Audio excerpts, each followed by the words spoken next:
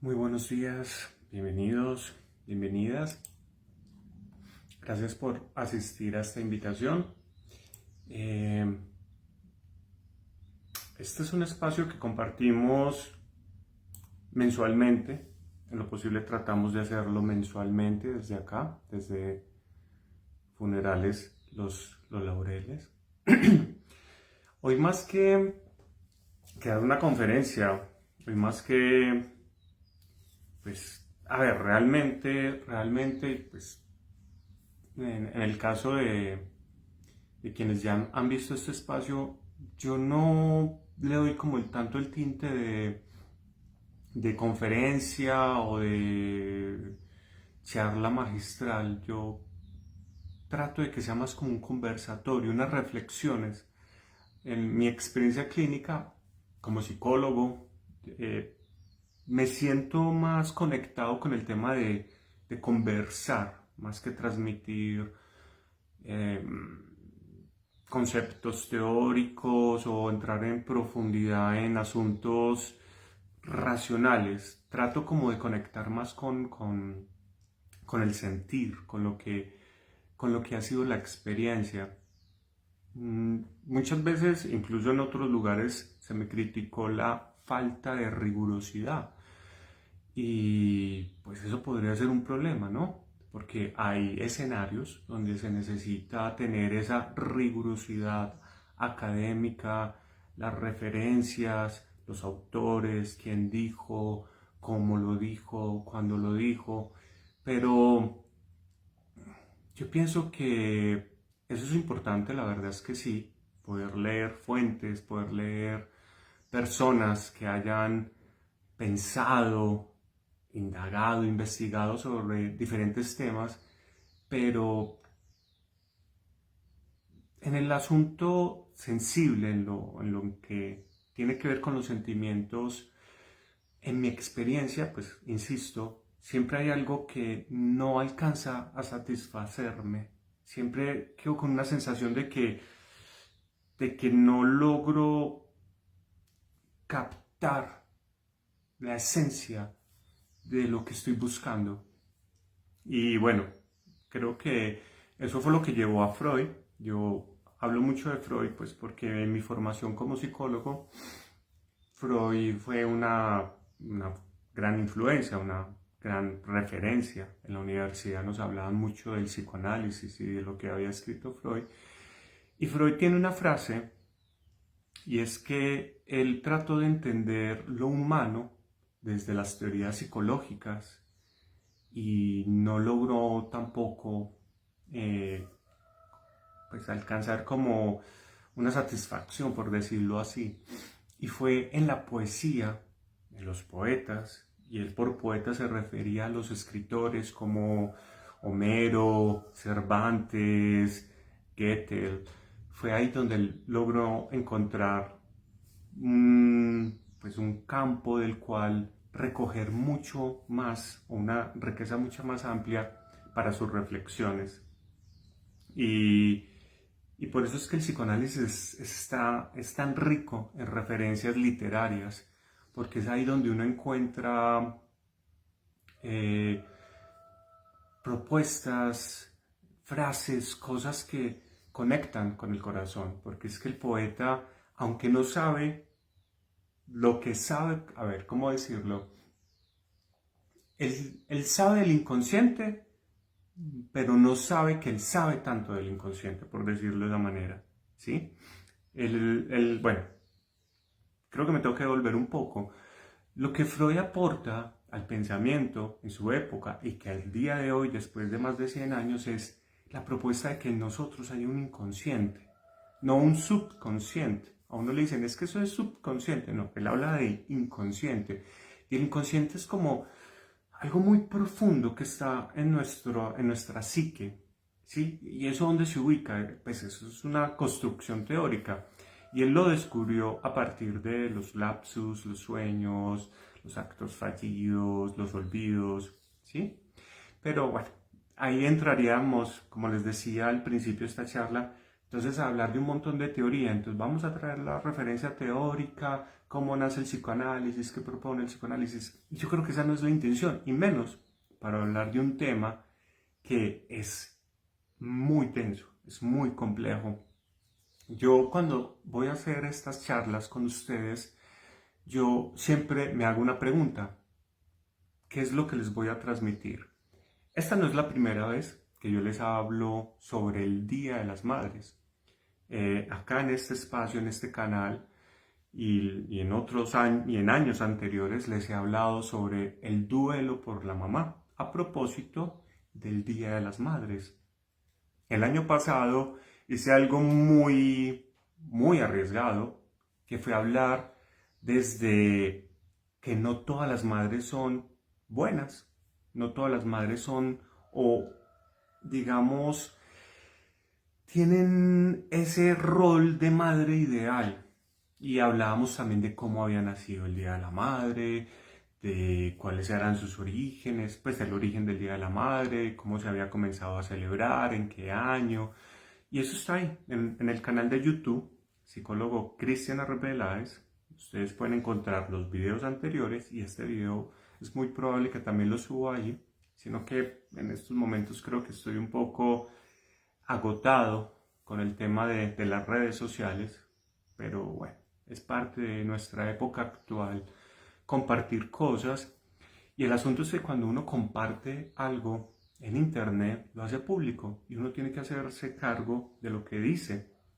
Y entonces en ese momento yo quería invitar una reflexión a partir de una pregunta, y era: ¿en realidad todas las mamás son buenas?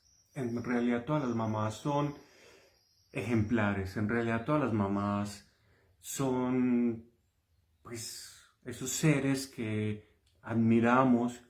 Y quería llevar la reflexión a que también hay mamás que hacen daño, también hay mamás que abandonan, también hay mamás que no son tan perfectas como todos quisiéramos o como a todos nos dicen, porque eso es lo que nos vende el Día de la Madre.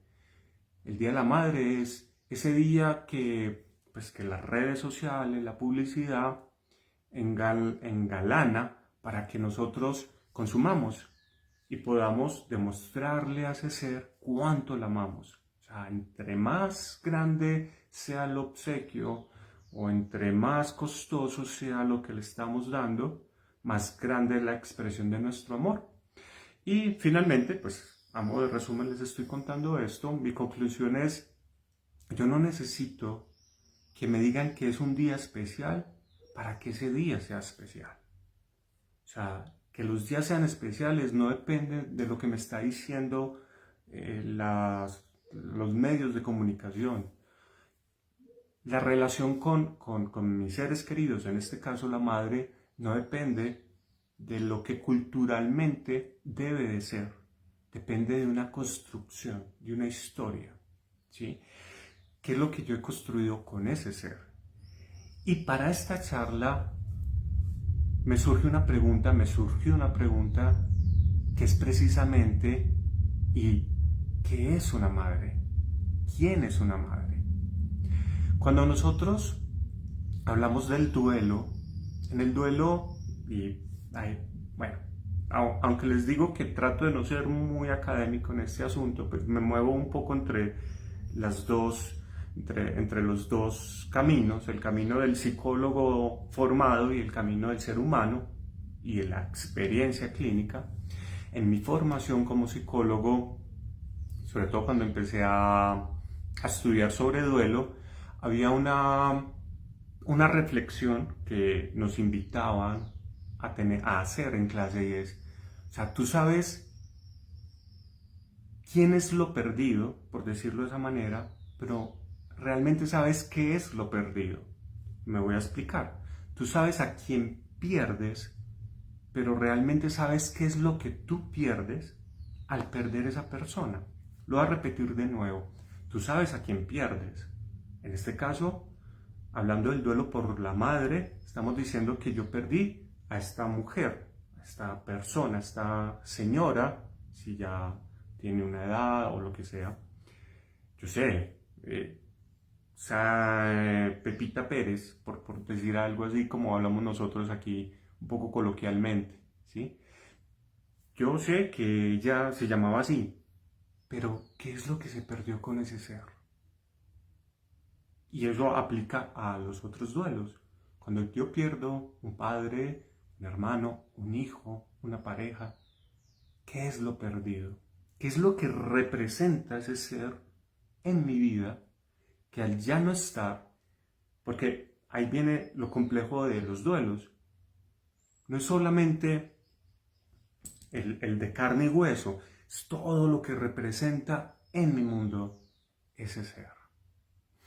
Bueno, como veo que apenas están llegando, esto lo estaba compartiendo, como también dar un poco de tiempo a que se fuesen conectando. Poesía sobre la madre hay infinidad. Podríamos decir que ríos de tinta han corrido o por escritos o para escribir sobre la madre, poesías, canciones, novelas, hay un montón, películas, hay un montón de obra artística, literaria, en homenaje a la madre, y habrá todavía muchas obras en honor a estos seres. Que no olvidemos, la pregunta es, de la charla de hoy, la pregunta que me convoca o que convoca esta charla hoy es, ¿quién es ese ser? Bueno, les voy a compartir esta que me encuentro en internet y que, esperen un momento que me saco el computador, y que bueno, yo la encontré como que la había escrito Paulo Coelho. En el mundo de la literatura algunos lo aman, otros no tanto.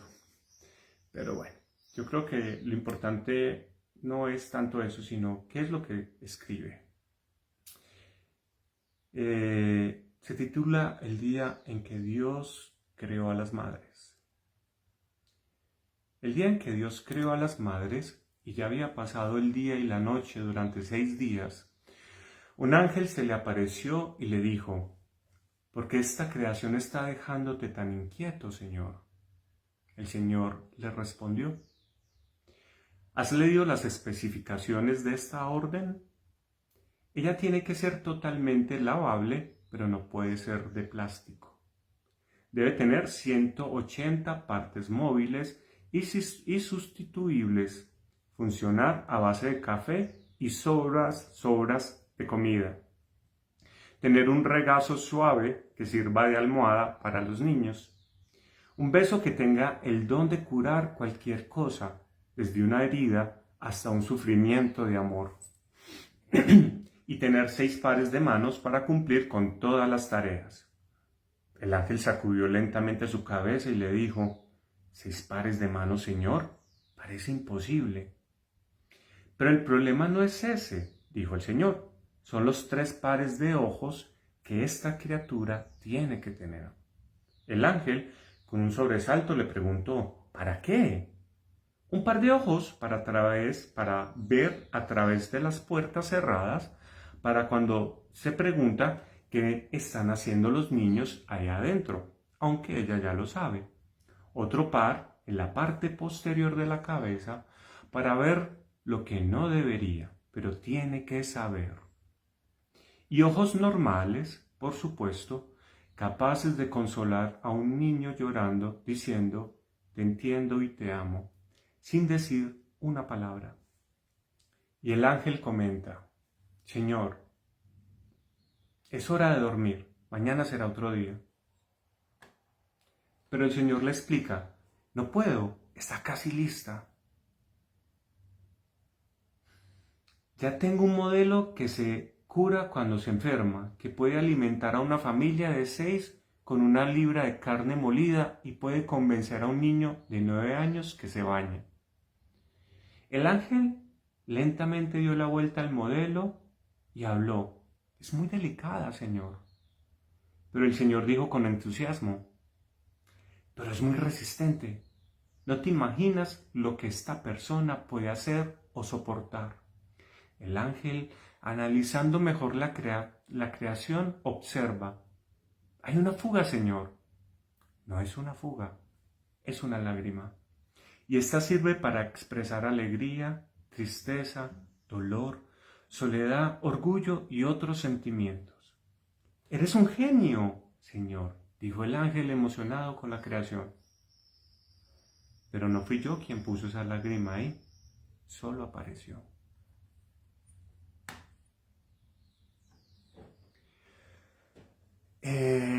Hay una frase que yo decía alguna vez en consulta, yo he dicho cosas terribles.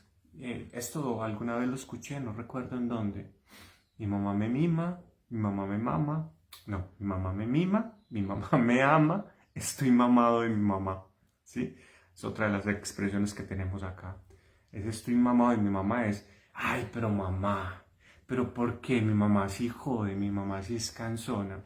En estos días me encontré, de buscarlo para esta charla, pero a veces en el mar infinito de las cosas que navegan en el internet no lo pude encontrar, al menos no por ahora. Tendré que hacer una búsqueda más rigurosa. Es un video de un hombre que entra a una tienda. La composición es muy bonita, es una tienda como en penumbra y está llena de frascos. Parece como sacada de Harry Potter, ¿sí? Y hay un hombre con unas gafas así. ¿Y puedo ayudarlo, joven? No, no, solo estoy curioseando, dice el hombre. Y empieza a leer los frascos y los frascos tienen unas etiquetas.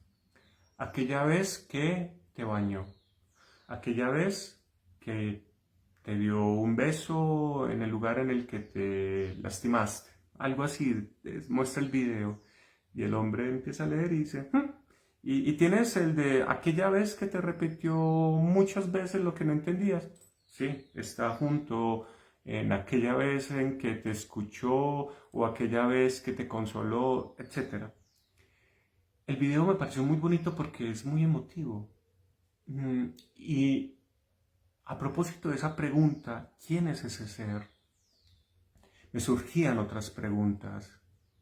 Y la pregunta era, ¿en qué momento ese ser, quienes hemos tenido la oportunidad, yo entre ellos, de verla envejecer, ¿en qué momento ese ser envejeció? A propósito de este escrito que acabo de compartirles, ¿en qué momento ese ser se volvió frágil? ¿En qué momento ese ser se volvió vulnerable? ¿En qué momento ese ser tan aparentemente indestructible necesitaba ayuda para pasar las calles? Ya no podía levantarse por sí sola o se levantaba con dificultades. ¿En qué momento ese ser se envejeció? Ya sea pregunta le seguirá otra. ¿En qué momento ese ser murió? ¿En qué momento a ese ser le dio por morirse cuando nosotros pensamos que siempre iba a estar ahí? Siempre iba a estar ahí porque es que, ¿qué simboliza ese ser? El hogar, ¿no? El hogar. ¿Qué traduce el hogar? ¿El hogar son las cuatro paredes? ¿El hogar es el techo, la cocina, el baño? No. El hogar es donde está ese ser, el que te recibe, el que te despacha. Miren qué bonito es eso. Cuando ya tú sales de casa al colegio, hay muchas cosas que yo no logro recordar y que lamento no recordar. No sé si ustedes las recuerdan, pero yo no recuerdo la primera vez que yo fui a la escuela. No tengo esa imagen. ¿Cómo fue? Si ella me llevó, si fue mi hermano, cómo fue. Pero recuerdo que ella te despache para el colegio o para la escuela. Y a una hora adulto me despacha. Cuando voy y la visito y la acompaño y voy a comer, pues yo ya no vivo con ella, con ellos, pues porque ya vive con mi padre, pero estamos hablando de ella específicamente.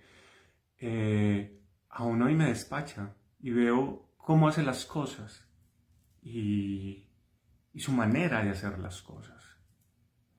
que no son como yo las hago. Es muy diferente. Y entonces aparecen a veces de pronto las críticas, pero es que eso no está bien. ¿Por qué no lo haces de esta manera? Y es que olvidamos una frase, a mí me encanta esta palabra es muy difícil de pronunciar, parimiología. La parimiología es el estudio de los refranes. Cuando yo conocí esa frase, me causó mucha curiosidad. Los refranes, a mi modo de ver, son cápsulas de inmensa sabiduría popular. O sea, uno va y estudia en la universidad y lee grandes autores, filósofos, pensadores, pero en los refranes hay contenidas, como digo, pequeñas pildoritas de una gran sabiduría. Y hay un refrán que les quiero compartir y es, usted le va a enseñar a los papás a ser hijos, usted le va a enseñar a su papá a ser hijos. ¿Sí? Entonces, claro, nosotros vamos a la universidad y empezamos a ver un montón de cosas y empezamos a vivir cosas que ellos no vivieron. Y entonces, yo no sé, voy a decir una barbaridad, podemos pensar que somos mejores que ellos y no somos mejores que ellos. Vivimos diferentes. O sea, sigamos esta línea temporal. Yo he tenido la fortuna de acompañar adultos mayores, adultas mayores, personas, a ver, yo creo que la más anciana tendría tal vez 90 años. Estamos en 2026, o sea que esa persona vino al mundo en a ver, ¿cómo son las cuentas matemáticas? 2026 menos, más o menos en el 1930, 1940, pongamos un aproximado. ¿Cómo era, si nació en Medellín, la Medellín de 1940?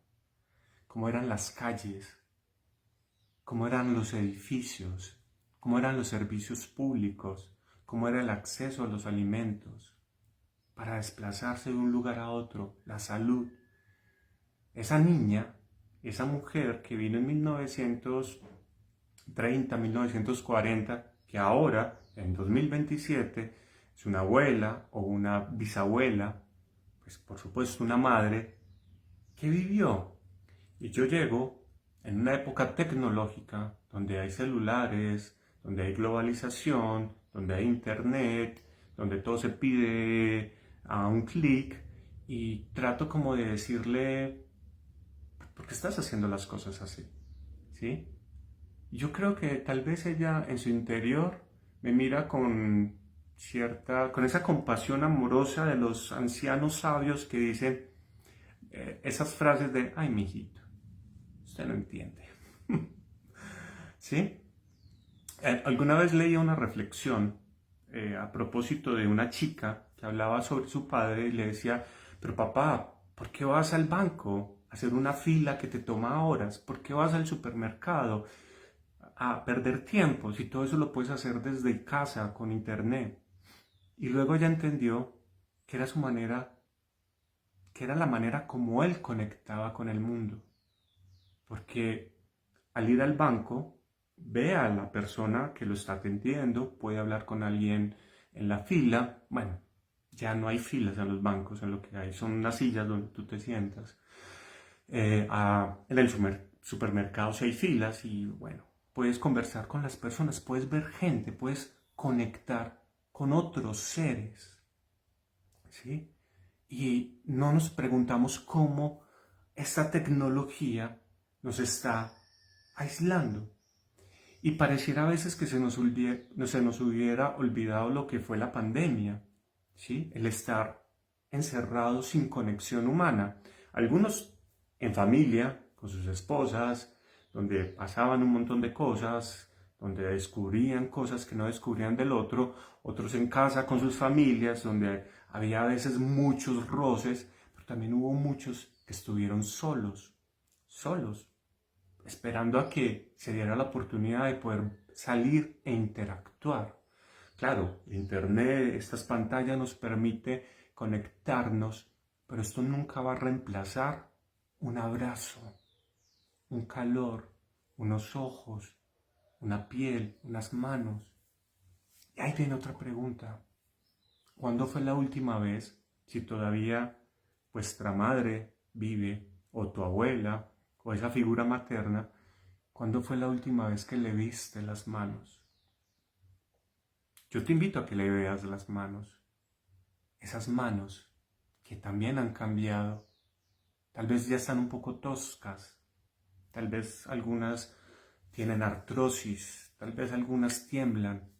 Pero esas manos aún son suaves y tiernas y son las manos que alimentan, ¿sí? Yo escuchaba algo, y aquí voy a exponer un poco a mi mamá, algo muy gracioso, nunca se lo había escuchado en mis más de 40 años de vida, con una, pues, no lo dijo de esta manera, no recuerdo exactamente, pero con una mano, siendo tierna, pero con la otra, corrigiendo. Era algo así como que con una cuidando y con la otra corrigiendo. Y sí, esa fue la madre de mi infancia y todavía un poco de la adultez. La madre tierna, la madre que cuida, materna, pero también la madre que corrige, porque la madre corrige y es parte de sus roles y es parte de sus funciones. Corregir, frustrar, castigar. Ah, pero es que mi mamá me pegaba. Sí, a nosotros en nuestra época nos pegaban. Era una forma cultural de esa época. Ahora no se hace. Y no estoy diciendo que esa sea la manera correcta. Un psicólogo no debe estar a favor de castigar con chancla o castigar con correa. No. Pues hay otras formas de corregir y hay otras formas de educar. Porque es que esa es la palabra a la que debemos apostar. Corregir. Sino que cuando decimos te voy a castigar, no, voy a educarte. Y la educación va de la mano de las limitaciones y de la frustración. Pero entonces, muchas veces hay hostilidades, hay cosas como que no terminamos de aceptar y decimos, pero ¿por qué? ¿Por qué así? ¿Por qué tiene que ser así? Pues que es así. Pero se nos olvida que es un ser, que es todo un universo. Así como yo soy un universo, ese ser es un universo. Y nosotros damos por sentado que su obligación es estar siempre ahí para nosotros. Pero es complejo cuando ese ser renuncia a ser mujer, a ser esposa y a otros roles por volcarse exclusivamente al rol de mamá. Son elecciones, pero esa figura de la madre abnegada, sacrificada, ¿sí? Es una figura también muy que a nosotros como hijos, nos puede cargar. Porque entonces vamos a sentir, y esto sí lo he hablado en los otros videos, y por eso hago una advertencia sobre esto, sobre las consecuencias que esta idea puede tener en nosotros y en nuestro proceso de duelo. Y es la idea de la deuda. Es que yo a mi mamá le debo la vida. Yo a mi mamá le debo los cuidados. Yo a mi mamá le debo la crianza. Yo debo. Y entonces eso nos lleva entonces a la pregunta, ¿y cómo vas a hacer para pagarle? ¿Cómo vas a pagarle todo eso que tú le debes? ¿Sí? Entonces ahí es donde empiezan los sentimientos de culpa, los sentimientos de malestar. Y algo en lo que he venido pensando, ya le di un nombre, no sé si alguien ya le dio el nombre, pues como hay un asunto de los derechos de autor y las persecuciones, bueno, si alguien lo dijo, pues al César lo que es de César, no sé quién lo dijo, pero el nombre que yo he encontrado para eso es el complejo de insuficiencia. Nunca he hecho lo suficiente, nunca le he agradecido lo suficiente y nunca voy a alcanzar a pagarle todo lo que hizo por mí. Y es verdad, nunca vas a alcanzar a pagarle. En un espacio escuchaba de alguien algo que me hizo mucho eco. Y ella decía, la deuda, la deuda de la vida no se paga. Primero que todo, porque no es una deuda. Segundo, es un regalo. Los regalos no se pagan. Y eso no tiene precio. ¿Cuánto vale tu vida? ¿Mm? ¿Cómo poder calcular eso? Yo personalmente difiero de la idea de que mi madre me dio la vida.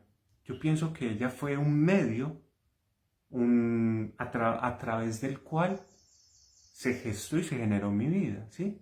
Yo no pienso que ella fue a, no sé, a un centro comercial y dijo, bueno, venga, eh, quiero comprar tanto de vida para dárselo a Cristian.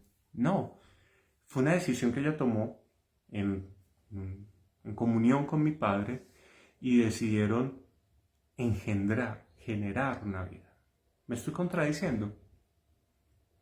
No estoy imponiendo ideas o reflexiones. Lo que yo pienso es, ella es un canal a través del cual se generó esta presencia que soy yo, ¿sí? A través de ella es como yo llegué al mundo. Y todos nosotros, sin excepción, venimos, hasta donde yo sé, no conozco sobre y no he estudiado sobre los niños proetas y ese tipo de cosas, pero hasta donde yo sé, todos nosotros venimos de una madre que se unió con un padre. Dice una abuela, las aguas de mi madre y las aguas de mi padre se unieron para que yo hoy esté acá. Y así es. Y entonces ahí es donde empieza el primer gran misterio. Algo que como hombres, y no estoy minimizando la función del hombre como padre o la función paterna, y no pretendo hacerlo, pero hay un gran misterio, y es que nosotros como hombres nunca en nuestra encarnación masculina podremos experimentar lo que es tener un ser en tu interior, gestar el embarazo, lo que eso puede significar para una mujer, en lo que pudo haber significado para nosotros estar ahí, ¿sí?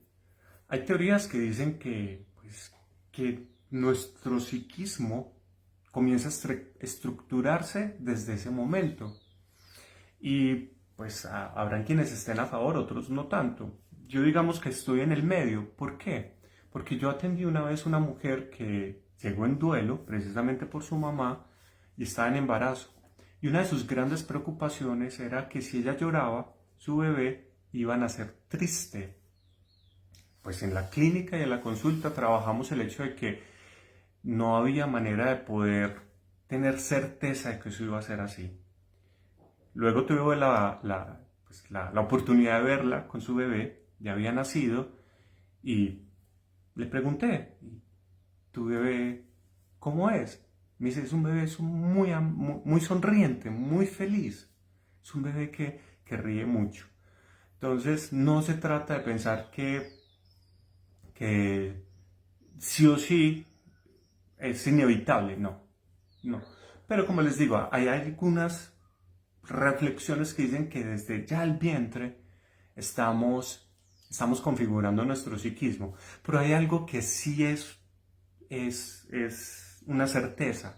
En el vientre reaccionamos a estímulos, a la voz, a los, a, a los alimentos, a las situaciones. Ahí adentro ya hay una comunión, una comunicación entre ese ser grande, mamá, y nosotros. Entonces, esa voz que nos habla es la primera voz que escuchamos, ¿sí? Pero es que la persona, pues entonces en los casos de que la persona no tenga o no use su voz, su corazón, ¿cierto? Esa música. Se dice que la palabra más bonita que nosotros podemos escuchar es nuestro nombre. ¿Cómo nos han llamado? Y no nos llamaron como nos llamaron de manera gratuita. Fue el nombre que eligieron para nosotros por unas razones. Pero entonces, digo que es un gran misterio, para mí como hombre es un enorme misterio porque yo nunca voy a poder alcanzar a dimensionar o a experimentar lo que puede ser eso, el generar un ser, el tener un ser. Pero entonces me dirá alguna mujer, yo tampoco lo haré porque yo he elegido no tener hijos, entonces, ¿qué pasará conmigo? Decía esta abuela que quienes hemos decidido no tener hijos no significa que no cumplamos con un rol también paterno o materno, porque los hijos de nuestros hermanos, o sea, nuestros sobrinos o los hijos de nuestros amigos son como nuestros hijos, son los hijos de la humanidad y nosotros tenemos frente a ellos una responsabilidad. Está bien, no vienen de nosotros o a través de nosotros, pero nosotros como los adultos que venimos primero, sí tenemos esa responsabilidad de cuidar de ellos. Todos los niños son nuestra responsabilidad, seamos hombres o seamos mujeres. Pero entonces hay un texto que se llama Los secretos de Isis y Osiris, si no me falla la memoria en el título, y habla precisamente de ese de ese acto alquímico. De un ser humano nace un ser humano. ¿Sí? Y cuando nosotros observamos ese milagro de la vida, porque lo podemos llamar así, creo que es de las imágenes más bonitas que podemos observar. Cualquier madre, pues, obviamente habrá que ampliar más la investigación, hablando de mi manera personal, pero ver cualquier especie ocupándose de sus crías, ¿sí? En la naturaleza hay una energía que se llama eso, la energía de la vida. Y esa energía tiene un fin, y es no extinguirse. La vida tiene como propósito mantenerse. Y hay metáforas de la madre, la gran madre, la Pachamama, nuestra madre tierra, ¿no? Como esa gran madre, la gran diosa, como desde algunas culturas ancestrales se le honraba, se le cantaba, se le veneraba, como la madre que nutre, la madre que aporta, que da alimento, que da bebida en sus ríos, que da cobijo en sus árboles, ¿sí? En sus montañas. Pero entonces, ver a una madre maternando es muy bonito, porque es ese ser grande concentrado totalmente en el cuidado, en la protección.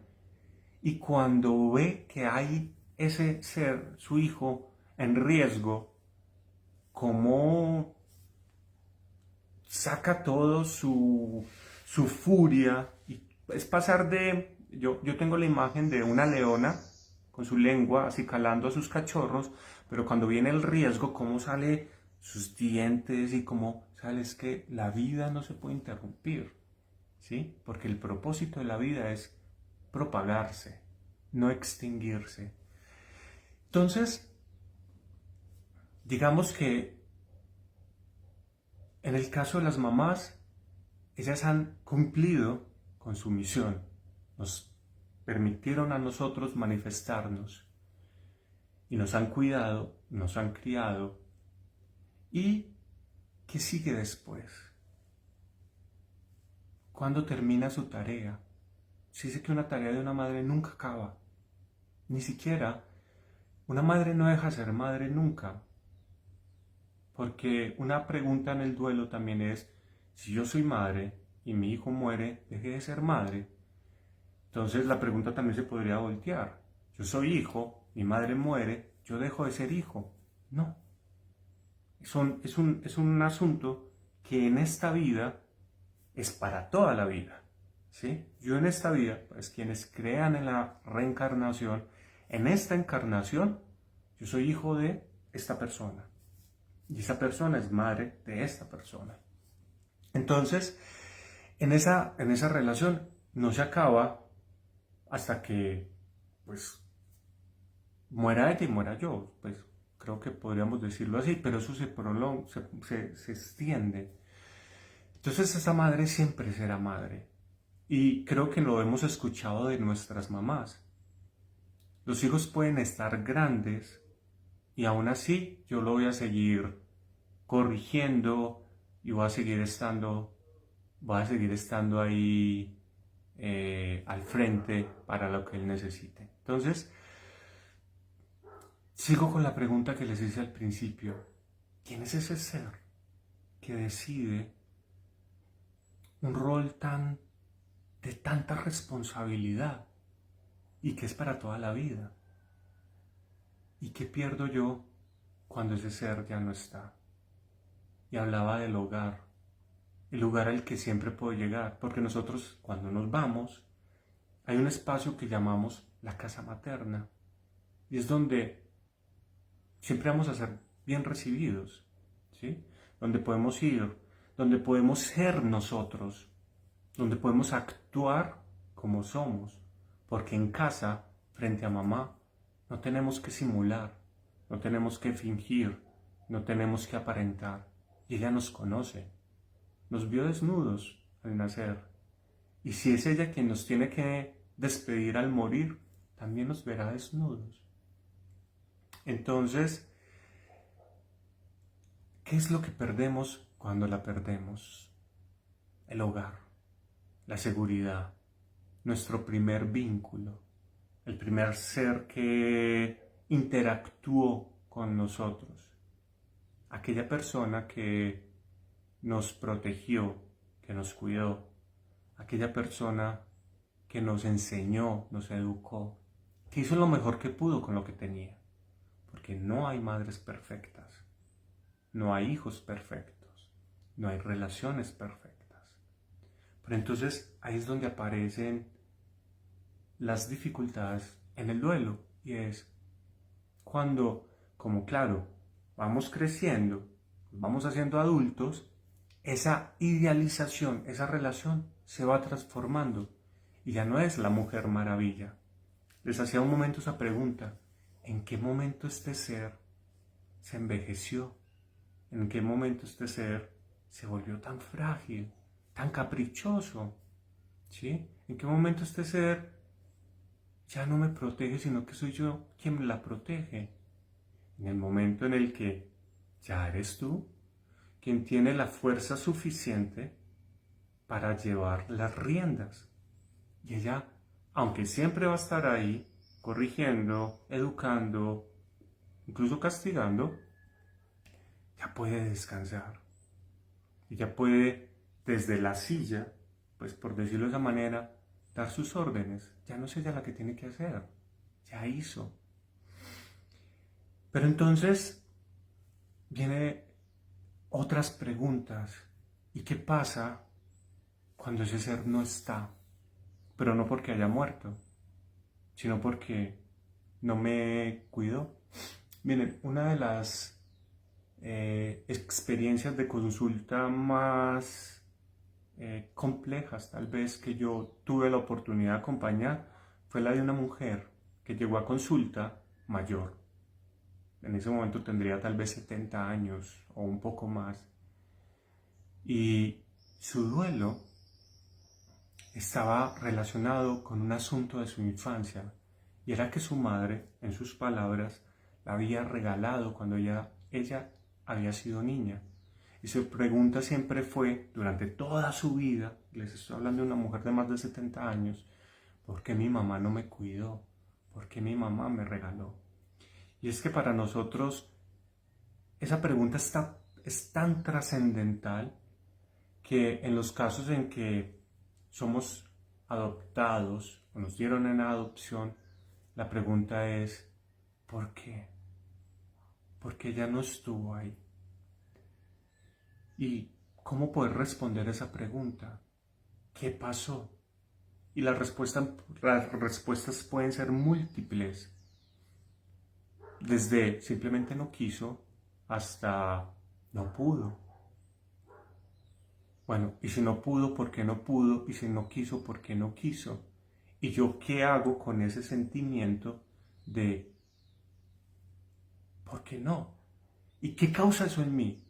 Y algunas veces causa una sensación, yo la he encontrado y es la sensación de yo no era lo suficientemente bueno, yo no era lo suficientemente digno de su amor. Y ahí es donde nosotros tenemos que empezar a sanar. Alguien decía que no le gustaba esa palabra. Utilicemos resolver, ocuparnos, hacernos cargo de las implicaciones que eso tiene en nuestra psique. Porque muchas veces el adulto trae esas dificultades de la relación con su madre. Y es como, por ejemplo, yo no fui lo suficientemente bueno, ¿cómo ser lo suficientemente bueno para que sí me puedan querer? O cómo lograr yo, ya en la vida adulta, ser digno de amor. Porque muchas personas creen o asumen que la mala relación con su madre era porque yo no era lo suficientemente bueno para ser amado. O lo otro, fui yo quien me le tiró en la vida a mi mamá. Mi mamá tenía muchos sueños, mi mamá tenía muchos proyectos y como yo vine al mundo, yo me tiré en sus proyectos de vida y yo soy culpable, responsable, por lo tanto, ahora tengo una deuda con ella. Ya no es la deuda romántica de la vida, la educación, el hogar, no, es la deuda de que yo me le tiré en la vida. No, tú no te le tiraste en la vida a tu mamá, porque pues un bebé, un adulto y un bebé viene con esa carga de responsabilidad. Yo vine al mundo y yo me le tiré la vida a mi mamá, no. Su mamá eligió o escogió por su inconsciente un olvido, un lapsus, un acto fallido, no sé, cuidó lo que sea, se embarazó y tú estás acá. Pero ¿quién era quien tenía que ser responsable de embarazarse o no embarazarse? Ellos, papá y mamá, no nosotros. Nosotros llegamos pequeños a habitar esta realidad y hacer cosas con esta realidad.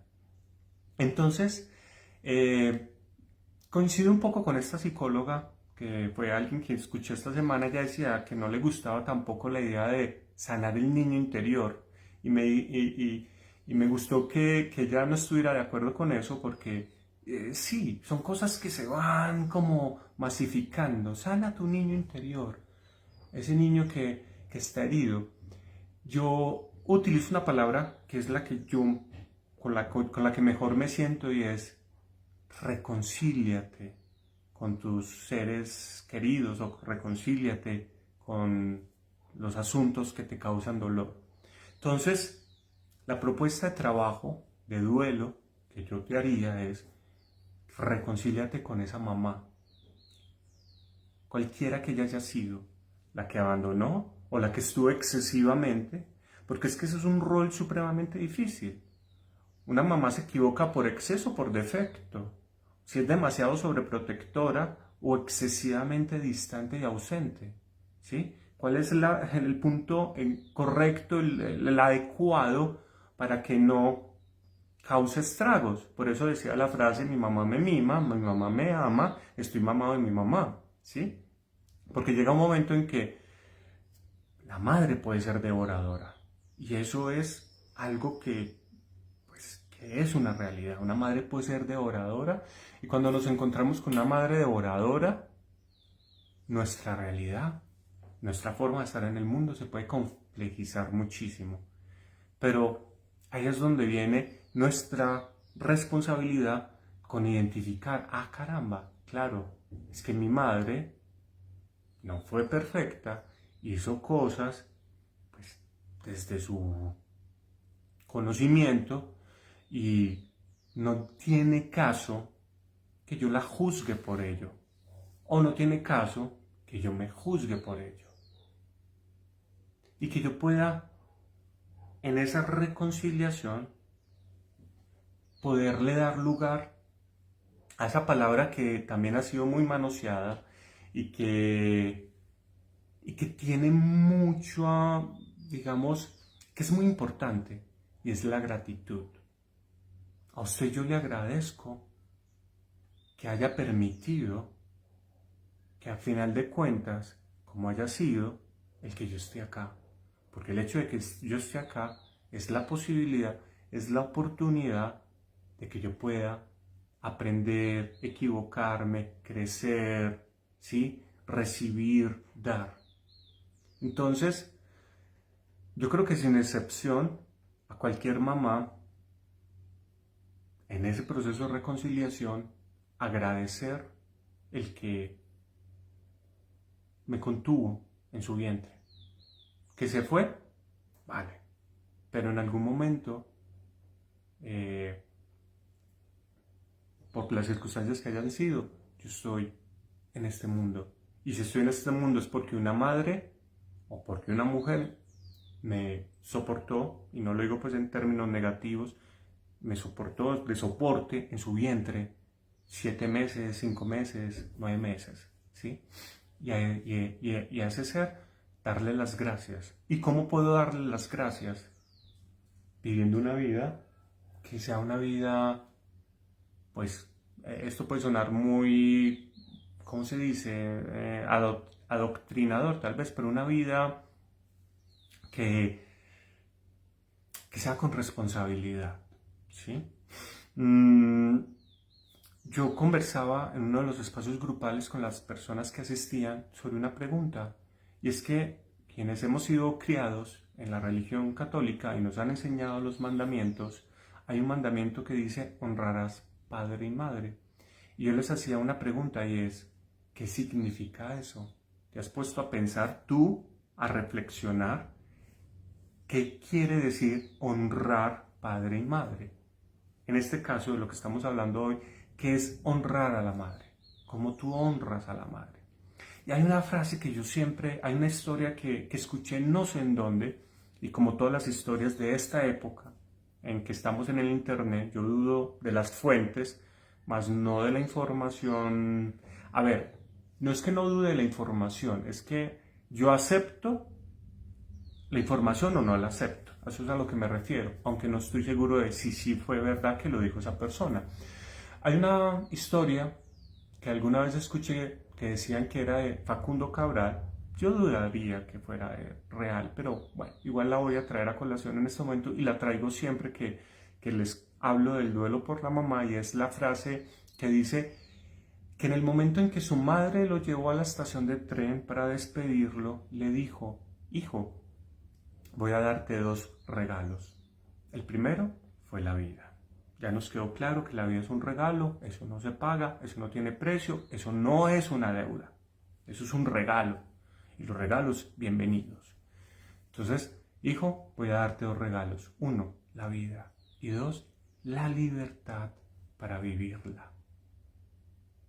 Porque a veces, en la idea de deuda, pensamos que estamos obligados a estar siempre en restituir ese regalo con lo mismo. Usted me dio la vida, entonces yo le devuelvo la vida. ¿Cómo? No viviendo mi vida, sino viviendo la vida que usted quiere que yo viva.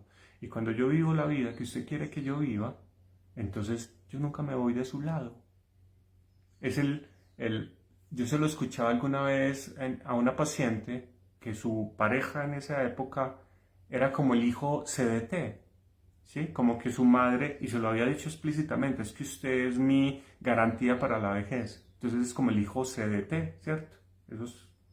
Esas inversiones que uno hace para retirar en un momento ya de edad avanzada. Entonces es el hijo que de alguna manera están direccionando para que sea el bastón, el bordón de la edad adulta de la madre o el padre cuando ya estén ancianos. Y eso es una sentencia bastante compleja. ¿Cómo así? Entonces yo estoy obligado o vine al mundo con un destino prefijado de que yo voy a hacerme cargo de usted en su vejez. ¿Y si yo no quiero? ¿Y si yo lo que quiero es irme para Australia, al otro lado del mundo, a estudiar? O si yo me quiero casar y tener mi propia familia, no puedo hacerlo porque estoy obligado a quedarme con usted el resto de la vida. Entonces, ahí es donde vienen las preguntas.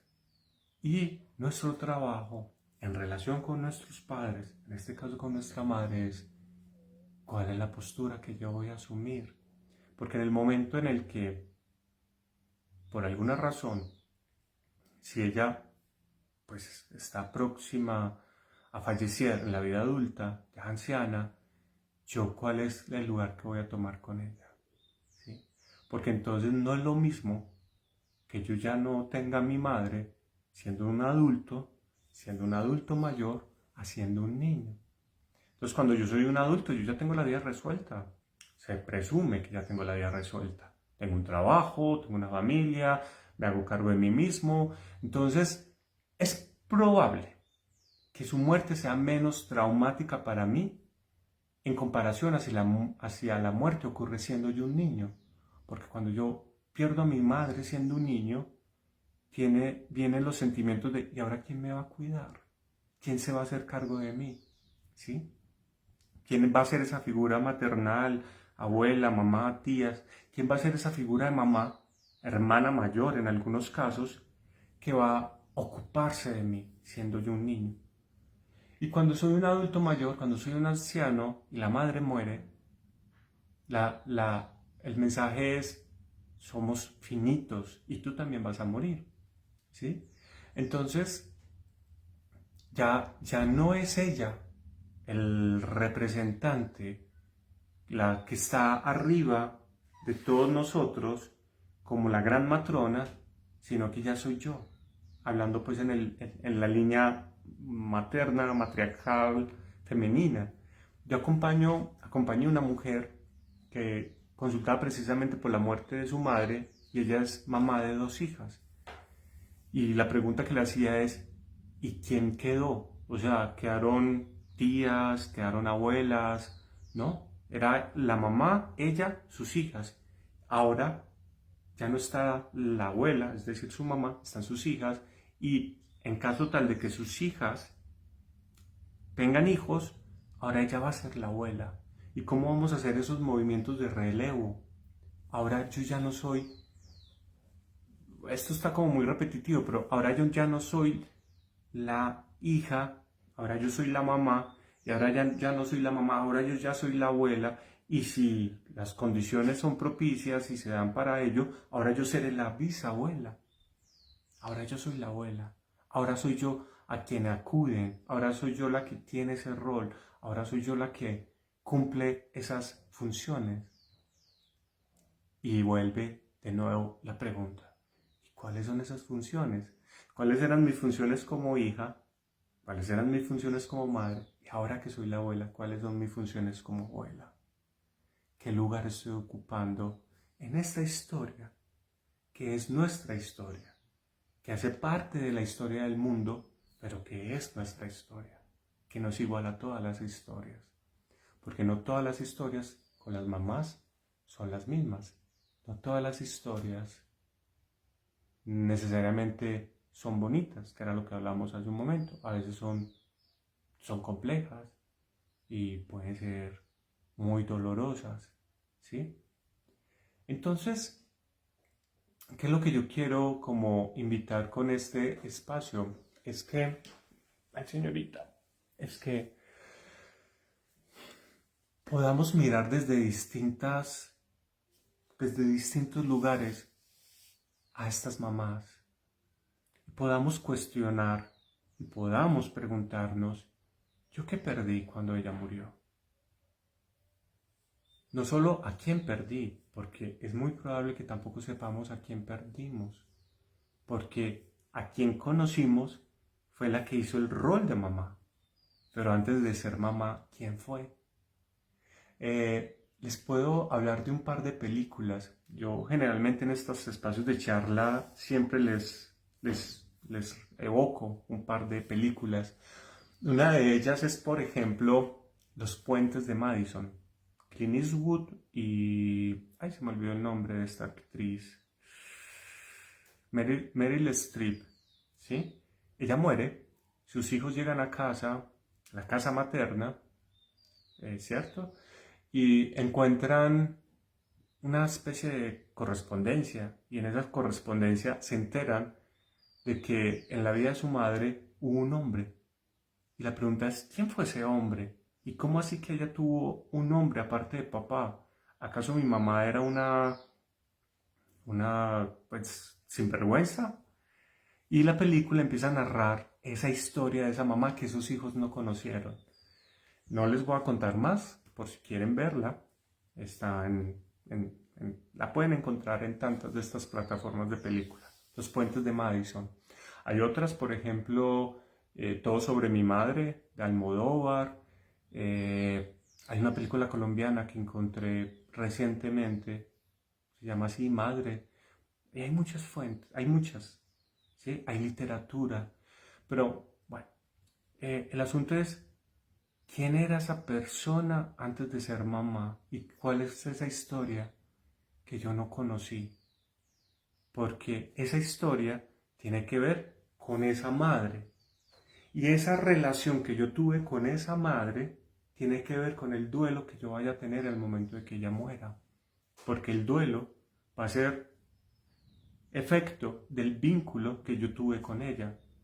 ¿Estuvo presente? ¿No estuvo presente? ¿Fue agresiva? ¿No fue agresiva? ¿Fue amorosa? ¿Sí? Y eso es, digamos, las causas del duelo que yo estaré viviendo ahora en el momento de ella fallecer. Y volverá de nuevo. Los hubiera, los debiera, los que pude, los que no pude, la culpa. Y como les digo, tratar de no enredarnos o perdernos en esa cantidad de cosas, sino tratar de llegar a una reconciliación y a un sentimiento de gratitud, donde yo pueda precisamente reconocer a ese ser, reconocer. Miren la bonita esa palabra. No solo conocer, sino reconocer a ese ser y verlo con ojos diferentes y poder asumir eso que vino a través de ella, esta vida, haciéndome cargo de ella, porque una de las cosas más complejas que yo encuentro en el duelo es cuando las personas, tras la muerte de un ser querido, renuncian, parecieran que quisieran renunciar a sus vidas, como que ya sin este ser, ya mi vida no tiene sentido. Pero es que ese ser no debería ser el responsable que tú vivas o no vivas. Tú eres el responsable de hacerte cargo de tu vida, ¿vale? Entonces esa es como parte de lo que yo les quería como compartir en este pequeño espacio, como les decía, era más que de respuestas, de preguntas. Y bueno, creo que hacernos las preguntas nos invita a cuestionarnos cosas. No necesariamente porque encontremos la respuesta, sino porque nos invita al ejercicio de pensar y de pensarnos. Insisto, con todo, son seres especiales y muy trascendentales en nuestra existencia.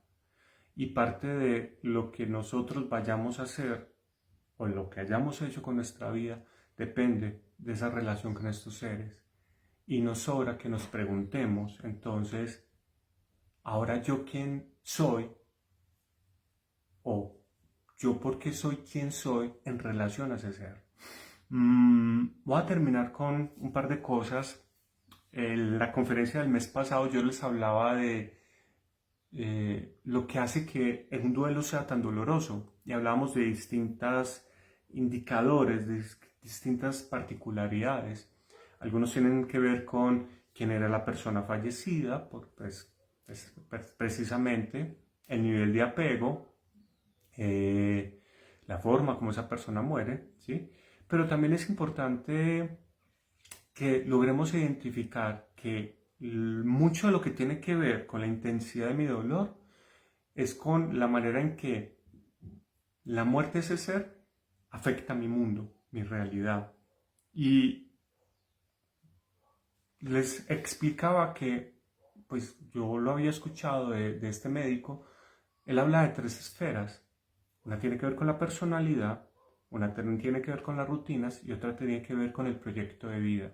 Entonces, no es lo mismo yo perder a mi mamá si yo pues vivo fuera del país, la llamo, pero hace rato que no la veo, tengo una vida hace muchos años en otro lugar, mm, poco vengo a visitarla, así yo vivo en la misma casa o a pocas cuadras, voy todos los días, ese cafecito que nos tomamos todas las tardes. Yo he tenido pacientes que me decían que extrañan mucho el cafecito con la mamá, el sentarse a conversar, a jugar parqués, el sentarse a ver la novela o a ver Serenata, que es un programa que dan los sábados en la noche, el acompañarla al médico, ¿cierto? Miren que la rutina está muy compaginada. Entonces esa persona que tiene una rutina de mucha interacción con esa mamá, claro, el duelo va a ser mucho más intenso, porque toda esa rutina ya no está. Yo hacía un montón de cosas y ya no las voy a hacer. Ahí es donde viene esa vida nueva de la que hemos venido hablando en otros espacios. Ahora, como estamos tan juntos, tan juntas, no es raro que mucho de su personalidad a mí se me haya pegado, pues como decimos nosotros acá coloquialmente. Entonces ella tenía unas maneras de hacer las cosas que yo las comencé a hacer. Y no es raro que en algún momento yo me dé cuenta, yo me descubra, ay caramba, es que yo estoy actuando como mi mamá actuaba. Yo tengo los mismos resabios que mi mamá tenía. Yo tengo los mismos caprichos que mi mamá tenía. Me gustan las mismas cosas que a mi mamá. Y está lo otro, los proyectos. Es que yo tenía proyectado comprar una casa para que nos fuéramos a vivir juntos. O yo siempre quise darle un viaje. O nosotros íbamos a hacer un viaje. Entonces, esas cosas que se interrumpen, que también hacen parte de lo perdido, también influye en la intensidad del duelo. Y entonces la pregunta es, si este viaje que yo planeaba hacer con ella ya no lo puedo hacer porque ella ya no está, entonces ya no voy a hacer ese viaje. Y aquí viene la gran pregunta general que yo me he hecho en el duelo por tantísimos años y es, ¿por qué ante la muerte de un ser querido yo no me permito el poder disfrutar, el poder hacer cosas que me causen gratificación? Es como si el yo sentirme bien, el yo poderme sentir en gratitud, en complacencia, en disfrute, fuese una manera de traición. Y aquí les traigo algo de un chico que iba a consulta por la muerte de su mamá y él decía, yo no me he vuelto a comer un helado porque a mi mamá le encantaba comer helado y entonces como ella no se lo puede comer, entonces yo no me lo voy a comer.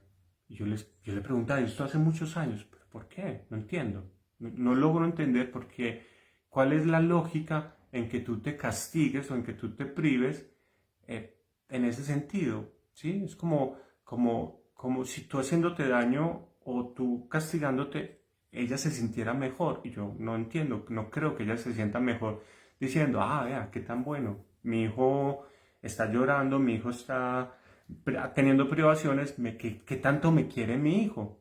Si cuando hemos hablado que una mamá, pues, unos tipos de mamás son como el escrito con el que comenzamos esta charla, multitareas. No tuvieran 6 manos, tuvieran 1000 manos, hacen un montón de cosas. Entonces, bueno, si ella aún está en vuestras vidas, ¿cómo podemos honrarlas? ¿Cómo podemos consentirlas? ¿Cómo podemos agradecerles? Claro, teniendo en cuenta, nunca será suficiente porque nunca es posible hacerlo todo. Y como en algún momento ellas también nos puso barreras y nos puso límites y nos causó frustración, pues yo creo que también tenemos nosotros que tener la claridad de en algún momento también ponerles límites y ponerles frustración, ¿cierto? Como que, vale, está bien, ¿hasta dónde puedo seguirles el capricho? Obviamente, esto podríamos conversarlo un poco más en detalle, porque alguien me podrá decir, no, yo, a mi mamá lo que pida, y cuando lo pida, ¿cierto?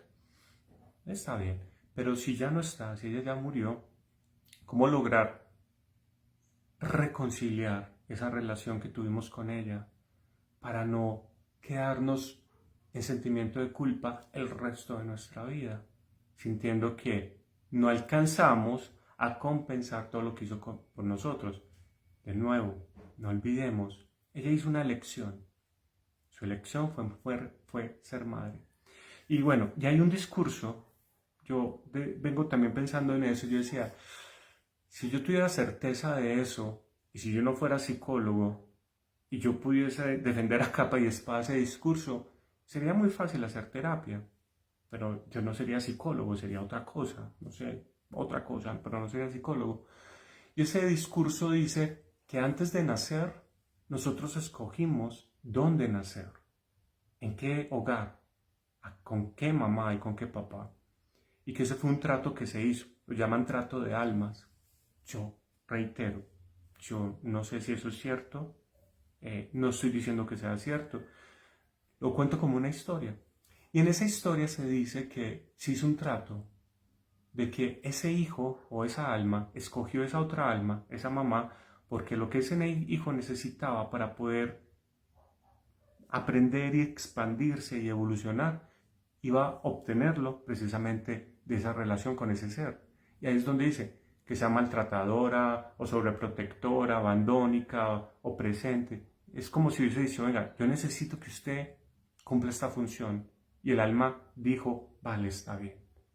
Y ahí es donde se comenzó a dar pues se dio ese acuerdo y aquí estamos y esa es la mamá que elegimos según ese discurso. Si ese discurso no es cierto, pues entonces, bueno, yo no elegí esta mamá, pero fue la que me tocó. Y no está mal, es ella. No olvidemos que es un ser humano. Y como ser humano, no es perfecto.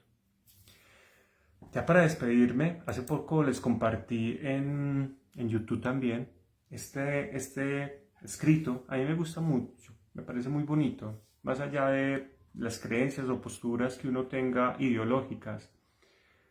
Se titula Un ángel llamado mamá y está muy relacionado con el primero que les leí.